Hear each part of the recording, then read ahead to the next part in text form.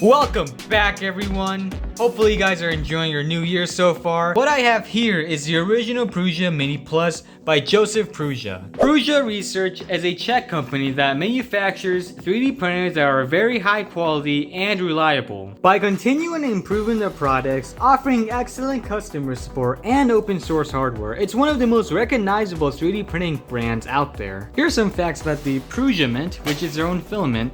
As they claim over here that they are the world's only 3D printer manufacturer that makes its own in-house filament.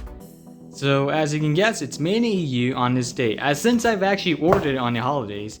Here are some extra facts about their filament.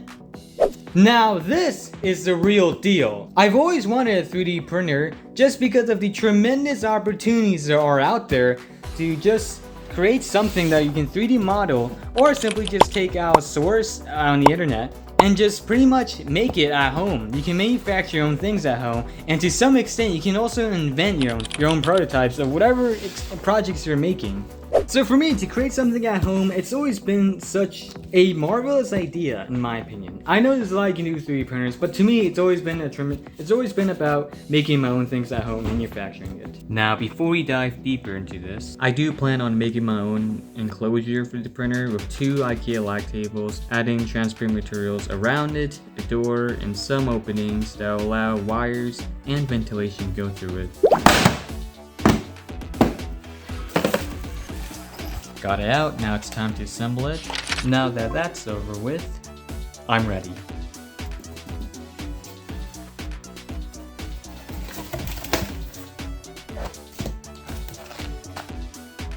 Treats while we work. Prusa commonly sends out gummy bears to builders out there for every 3D printer. So I think it's pretty neat that they would just give you a treat while you pretty much assemble this. It isn't just any Haribo, it's Czech Haribo, by the way.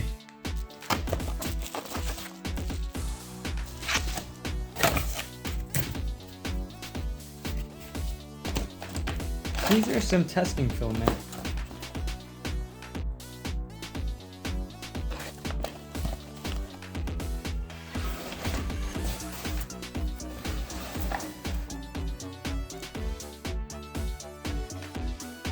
So that's pretty much everything from the box.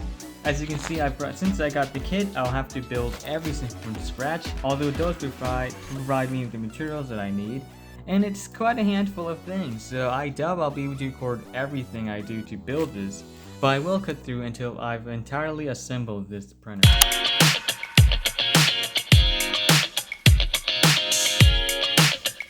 Now, the Prusa Buddy board looks similar to our buddy here, the Arduino. However, the main difference is that this is a fully fledged motherboard, or with a lot more components they can plug in, whereas this is simply just a microcontroller processor. This is the only time that I can compare the two, since I will need to assemble this within the printer.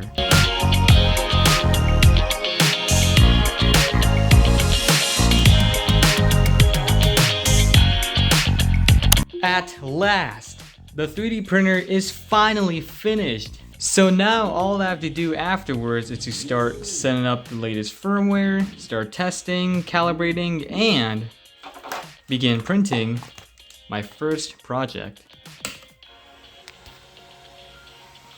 Now I did install the latest firmware on my USB, but apparently all we have is Czech and English. Usually it shows up with more languages.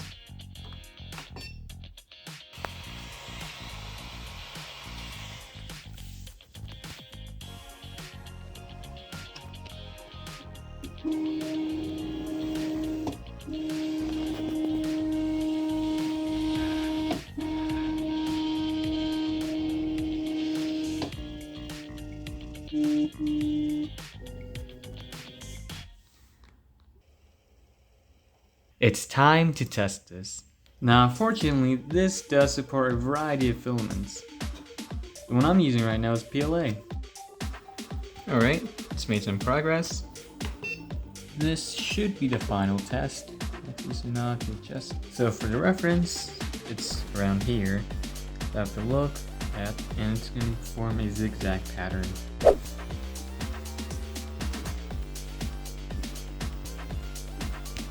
Okay, so far so good. I do have a I do have some bit of a mess on the nozzle, but it has printed out something that's relatively smooth after adjusting some of the height. And it's a bit squished, but hopefully it should be good for printing. Now it is ready to print. The Prusa Mini does come pre-installed with a few 3D models to test out. However, you can also install more on printables.com. However, me personally, I prefer to 3D model whatever I'm making with a CAD software such as Inventor as shown here, with train that I've actually made in one project. Personally, I find making your own model and for 3D printing a lot more interesting. I'm gonna start off with the most iconic build. Benchy. Here's the length of it.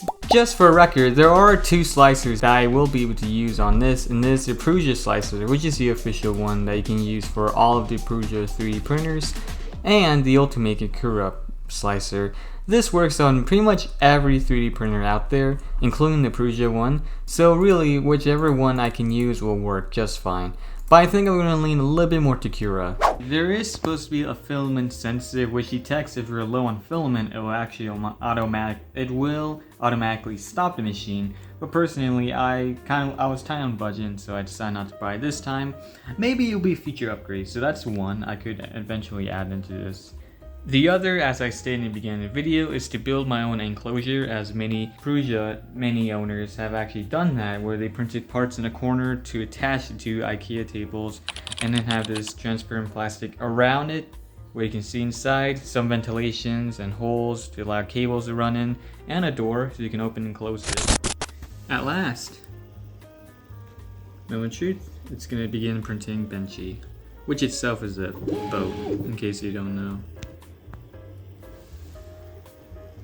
Just something extra, it does provide me with a cleaning accessory, and again with the free sample, but I already brought and prepared myself with a brush to clean the extruder. I suppose an additional thing I can add on to this is to connect the Ethernet port into the printer, because one of the things I do like is how it's actually smarter than most other 3D printers. Whereas all it does is print, this one actually connects to the internet, connects to your account. You can actually link your phone and computer to print out stuff directly from the device to the printer without having to use the flash drive, which I think is pretty cool. And that's only one of the few examples you can do to customize this. Time to connect this. And there you go. Anyways, that wraps up this video. If you guys really find this enjoyable, please comment down and tell me your thoughts on the Prusa Mini Plus and any sorts of projects that you guys recommend me trying to do with this. I'm just really glad to have this up and running, and despite all the flaws, at the end of the day, I finally got myself a 3D printer, and I'm just happy for that. That concludes the video. Thanks for watching.